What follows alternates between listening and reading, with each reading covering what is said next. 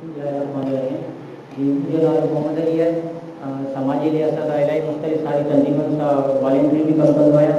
चूंकि हिते जेको बैनर ते लिखियलु आहे त हीअ सियासी पार्टियुनि जे माण्हुनि खे घुराए वियो आहे त सियासी पार्टी जे लिहाज़ सां मुंहिंजी जमात इस्लामी सां वाबस्तगी आहे।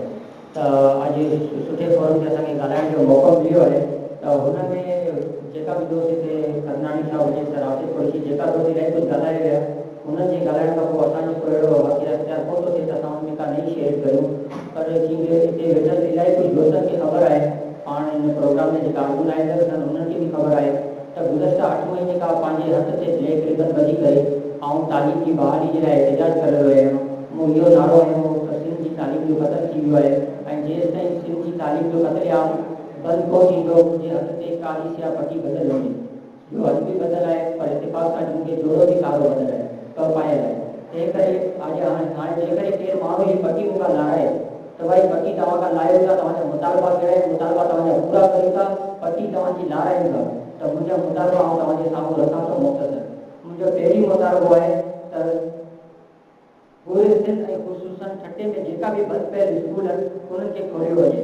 मुंहिंजो ॿियो सेकेंड नंबर मुतालबो आहे त जेको कॉपी कल्चर एतिरो आम थी वियो आहे उनखे ख़तमु कयो वञे, छो त उहो असांजी सिंध जी तालीम खे जेको आहे उहो दीमक वांगुरु खाए वियो।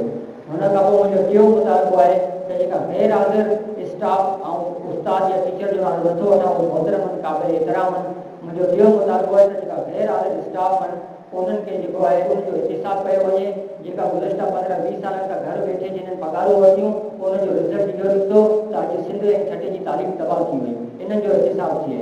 ऐं तालीम खाते में एजुकेशन और मिनिस्ट्री ऑफ एजुकेशन जी तरफ़ां हिकिड़ी तमामु वॾी फंडिंग जेको करोड़ अरबनि रुपयनि में थी आहे ऐं हुननि खे जेको आहे पूरा बिल ज़ाहिर करे खाधो वियो आहे, उन्हनि जी आदत थिए।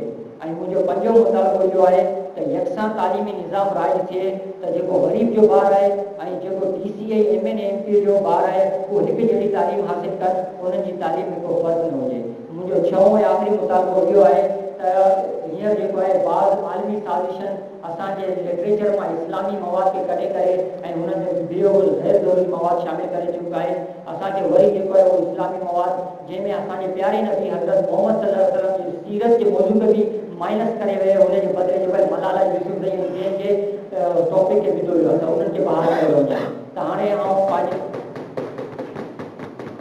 आउं पंहिंजे जेको ॻाल्हि तव्हांजे साम्हूं रखां थो, जेका शुरू में मूं ॿुधाई जेका रिबन मूं ॿधी आहे उनजे पोयां मूंसां कुझु अहिड़ा मसाइल ऐं वाक़िया ऐं ॻाल्हियूं थियूं जेको आउं ॿुधाए पोइ ख़तमु थो कयां, मुख़्तसर थो ॿुधायां।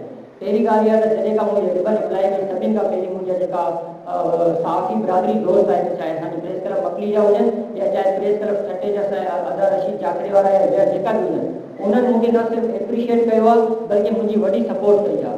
उन खां अलावा NGO सेक्टर ऐं सिविल सोसाइटी जे सभिनि माण्हुनि मूंखे सिंध भर में आम माण्हुनि मूंखे सपोर्ट कयो आहे, एप्रिशिएट कयो आहे। हीअ ॻाल्हि इन करे आउं ॿुधायां थो त मौज़ू आहे सियासी माण्हुनि जो। त हाणे सियासी माण्हुनि जी कारकर्दगी खे आउं ॿुधायां थो तव्हांखे, उन में कोई दोस्त माइंड न करे। सभिनि खां पहिरीं मूं लिखियो आहे त पाकिस्तान पीपल्स पार्टी वारनि जो कहिड़ो मूंसां रवैयो आहे त अदा जी मुंहिंजे हथ ते कारी पटी ॿधी पई आहे, ती पाकिस्तान पीपल्स पार्टी वारनि जी अखियुनि ते बि कारी पटी ॿधी पई आहे। हुन इन शइ जो को बि नोटिस कोन वरितो आहे त आख़िर थिए छा पियो। हुन खां पोइ मूं लिखियो आहे जमात इस्लामी जा जेका दोस्त आहिनि पाण मूंसां आया उन्हनि जी बि मूंसां हमदर्दी रही आहे, उन्हनि जो मूंसां सुठो रवैयो रहियो आहे। पोइ मूं लिखियो आहे मुस्लिम लीग नून, मुख़्तलिफ़ मुस्लिम लीग नून जा जेका बि हज़रात चाहे मालिक मेमन हुजनि, जेका हिते लोकल हुजनि, उन्हनि मूंखे तमामु एप्रिशिएट कयो आहे। ऐं उन्हनि में हिकिड़ो दोस्त हिते मौजूदु बि आहे, उन मूंखे चयो आहे त तव्हांखे न सिर्फ़ु हिकिड़ी पार्टी ॾिनी वई हूंदी ॾींदासीं, बल्कि हुन पार्टी में तव्हांखे हिकिड़ो एवॉर्ड बि ॾिनो वेंदो त तव्हां तालीम ते वॾी जागो कई आहे।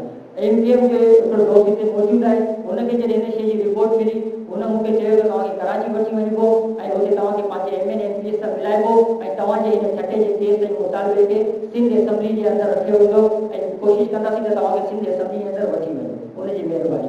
ऐं जेका क़ौम परवर दोस्त हिते वेठा आहिनि उन्हनि जी बि तमामु उन्हनि मूंखे खैराजी तहसीन पेश कयो आहे। छटे में शेराजी ग्रुप जेको अहम उन्हनि जो सियासी कुवत आहे उन्हनि बि तमामु एप्रिशिएट कयो आहे। ऐं अच्छा हिन में हिकिड़ो ग्रुप अहिड़ो आहे तालीम खाते जा जेका अफ़सरान ऐं जीअं सुपरवाइज़र वग़ैरह टीचर, उन्हनि खे वॾी कावड़ लॻी आहे। वो जिते मूंखे ॾिसनि था उन्हनि जो मोह ख़राबु थी वेंदो आहे, चाहे जिते वञूं था हीअ कारी पटी ॿधे, शादीअ में बि ॿिठो आहे, प्रोग्रामनि में बि ॿिठो आहे, उन्हनि खे तकलीफ़ महसूसु थी आहे जेको मूंखे ख़बर पई आहे।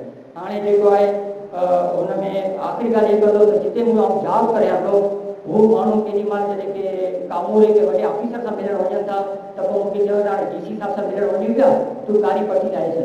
सो ॻाल्हि मूंखे इलाही अफ़सोसनाक लॻे थी ऐं मुमकिन आहे त उहो हुतां जॉब त छॾे ॾींदो पर पम्बू जेको एज कयो आहे त जेसिताईं छठे जी तारीख़ 24 नंबर 22 नंबर खां फर्स्ट नंबर ते कोन ईंदी ऐं पंहिंजो इंतज़ारु जारी रखंदुसि।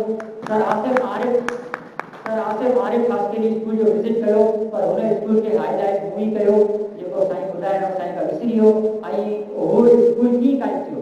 हिन जेम खाने में अदा रशीद वारा जेको प्रोग्राम ऑर्गेनाइज़ कयो जंहिंमें मूं रिबन बदलण जो ऐलान कयो उन मुंहिंजे ऐलान सां गॾु अदा आजम सुरंगी जो ऐलान कयो त जी मोहम्मद अली अमली कम जो ऐलान पियो करे ऐं बि अमली कम जो इहो ऐलान पियो करे त रोड जो स्कूल पाण ठाहींदुसि त मुंहिंजी आजम सुरंगी जी इहा प्रोग्रेस ऐं इहा मूवमेंट गॾु हले पई अलाह साईं ॿिन्हिनि खे कामयाबी ॾींदो।